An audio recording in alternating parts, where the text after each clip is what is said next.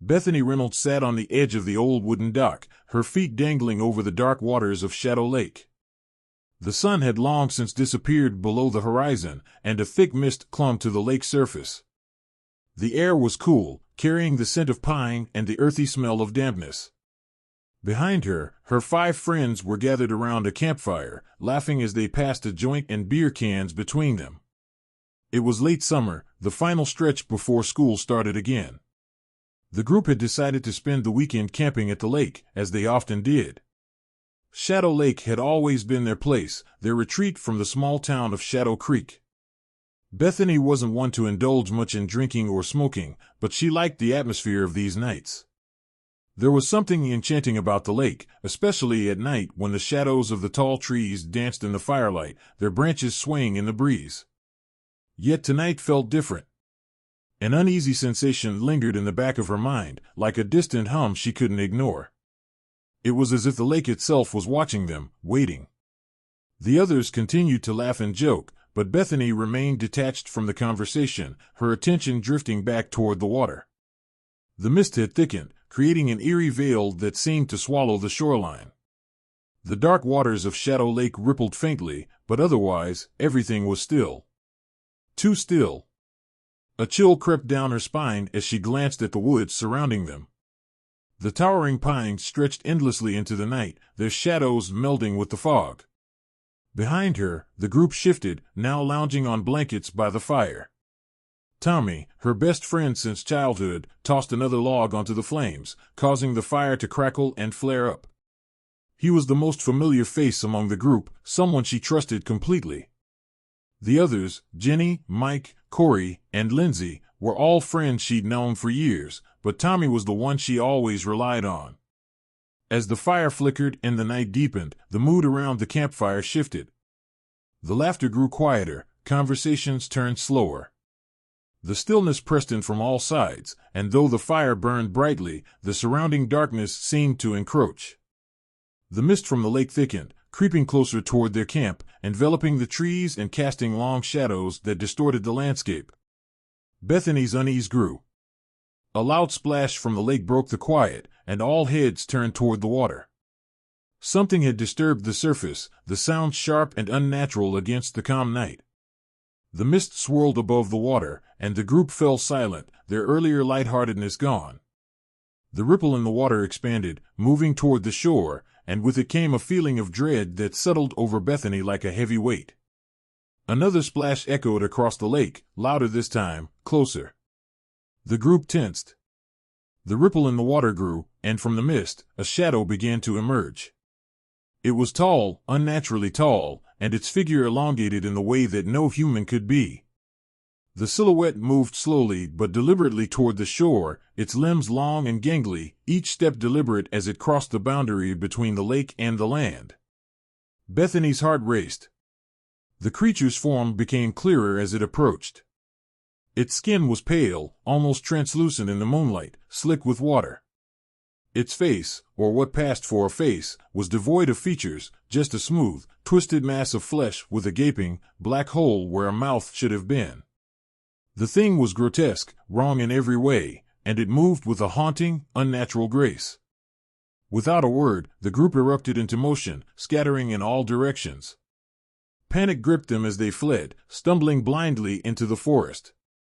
Bethany's legs felt heavy, as though the earth beneath her feet had turned to sludge. The branches of the trees whipped at her face as she ran, her breath coming in shallow gasps. Somewhere in the distance, she could hear Lindsay scream, a high-pitched sound that tore through the night before abruptly cutting off. Bethany's mind raced, her thoughts incoherent. The darkness of the forest was suffocating, the trees closing in around her. She had no idea where the others were. The sound of heavy footsteps pounded behind her, a sickening, wet-slapping noise that grew louder with every passing second. She could hear the creature, its guttural growls reverberating through the trees, but she didn't dare look back. In the confusion, Tommy had managed to stay close to her, his presence the only thing grounding her as they ran through the maze of trees. But the creature was fast, impossibly fast. It caught up to them with ease, its bony, elongated arms reaching out. Bethany stumbled and fell, her knees scraping against the ground as she struggled to get up. When she turned, she saw it. The creature had grabbed Tommy, its long, skeletal fingers wrapping around his throat. It lifted him effortlessly off the ground, his body dangling like a rag doll. Bethany's stomach lurched. The creature's mouth widened, that gaping black maw stretching impossibly large as it began to pull Tommy closer. She could do nothing but watch, frozen in horror, as the creature devoured him whole. His terrified eyes met hers for a brief moment before he was gone, consumed by the dark. Bethany's body finally responded, and she scrambled to her feet, running blindly through the trees. The night was a blur, the world around her reduced to shadows and fog. She didn't know where she was going, didn't know if the others were still alive, but she couldn't stop. The creature's wet, heavy footsteps followed her, always just behind, but never quite catching her. The fog thickened, swallowing the trees and the path in front of her. Her vision blurred, her legs burned with exhaustion, but she kept running. She didn't stop until she broke through the tree line and stumbled onto the highway, collapsing onto the asphalt. The next morning, a search party arrived at Shadow Lake. They found Bethany alone by the road, her clothes torn, her face streaked with dirt and blood. She was in shock, barely able to speak. The police combed the area, scouring the woods and the lake for any sign of the other 5 teenagers, but they found nothing. No bodies, no tracks, no sign that anyone else had ever been there. It was as though the group had vanished without a trace. Bethany tried to explain what had happened, tried to describe the creature that had taken her friends, but no one believed her. The police wrote it off as a delusion, the product of trauma and grief. The town whispered about the tragedy, but most dismissed her account as the ravings of a broken girl. As the weeks passed, Bethany's mental state deteriorated. She was haunted by the events of that night, plagued by visions of the lake creeper lurking in the mist. She was institutionalized, diagnosed with severe post-traumatic stress disorder and psychosis. But deep down, Bethany knew the truth. The lake creeper was real. It had taken her friends, and it was still out there, hiding in the fog and the trees, waiting. Years passed, but the legend of the lake creeper never died. Shadow Lake remained a popular camping spot, its dark waters and misty shores drawing in visitors every summer.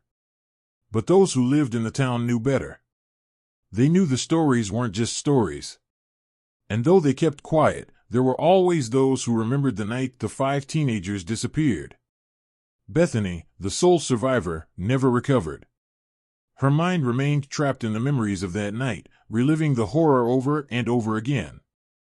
And even though the world moved on, Shadow Lake stayed the same, its dark waters and thick mist concealing the creature that lurked beneath, always watching, always waiting.